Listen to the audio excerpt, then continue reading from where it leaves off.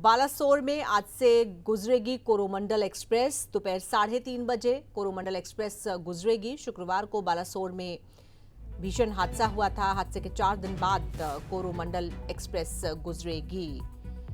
तो इस भीषण हादसे के बाद, बड़े रेल हादसे के बाद आज से कोरोमंडल एक्सप्रेस एक बार फिर से शुरू होने जा रही है। दोपहर 3:30 बजे इसको रवाना किया जाएगा।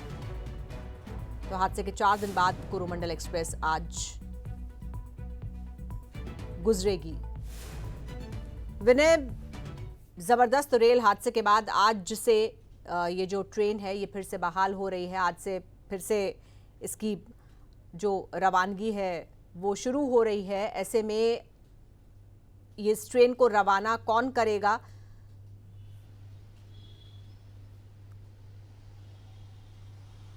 देखिए, चूंकि रूट पहले ही बहाल हो चुका है। मालगाड़ी जब इस रूट से जब यहाँ पे रूट को क्लियर किया गया तो एक मालगाड़ी रात को गुजारी गई, जिसके मौके पर खुद रेल मंत्री मौजूद रहे। हालांकि चूंकि उसके बाद जो यहाँ पे रेल लाइन है वहाँ पे यातायात रेलवे का बहाल हो चुका है।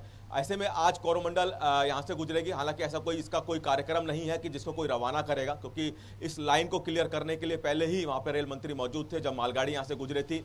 लेकिन यहाँ पे जो लोग कोरोमंडल एक्सप्रेस में आज सफर करेंगे और जब इस रूट पे चल रहे होंगे और उस जगह पे गाड़ी पहुंचेगी जहां पे ये दुखद घटना शुक्रवार शाम को हुई थी, तो जाहिर तौर पे बात है कि जो रेल यात्री होंगे उनके जरूर मन में किसी ना किसी तरह का ये जरूर रहेगा कि वो कौन सी जगह थी जहां पे रेल दुर्घटना हुई, और वहां पे वो लोग जानने के लिए उत्सुक होंगे। हालांकि लोगों के मन में कहीं ना कहीं इस बात का दुख भी होगा जो कि शुक्रवार शाम को लोग इस ट्रेन में सफर कर रहे थे, बल्कि सिर्फ कोरोमंडल में ही नहीं बल्कि जो दूसरी एक्सप्रेस ट्रेन थी उसमें भी सफर कर रहे थे, वो भी इस दुर्घटना का शिकार हुए और उनकी में उस ट्रेन के लोगों की भी जाने गई। तो ये एक दुखद घटना थी। लेकिन अब चूंकि जिंदगी है और चलने का नाम ही जिंदगी है, तो इसीलिए अब दोबारा इस रूट को बहाल करते हुए कोरोमंडल एक्सप्रेस को आज यहाँ से गुजारा जाएगा। सिर्फ कोरोमंडल को नहीं, बाकी जो अन्य एक्सप्रेस गाड़ियां हैं उनको भी सामान्य और नियमित रूप से इस रेल लाइन से अब गुजारना शुरू किया जाएगा। बिल्कुल मैंने, क्योंकि अभी तक का सबसे बड़ा रेल हादसा रहा है, तो ऐसे में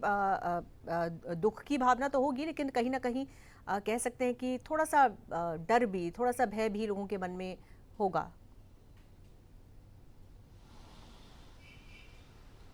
देखिए, लाजमी सी बात है, जब इतनी बड़ी दुर्घटना हुई जिसमें इतने लोगों की जान चली गई, हजारों लोग घायल हो गए, और जब ये ट्रेन उस जगह से, खास तौर पे उस पॉइंट से गुजरेगी जहां पे ये दुर्घटना हुई थी, तो लोगों के मन में कुछ तो डर होगा। लेकिन इससे पहले भी हमने देखा है कि कई तरह से जो हादसे हुए हैं, लेकिन उसके बाद वहां पे रेलगाड़ियां गुजरना शुरू हुई हैं।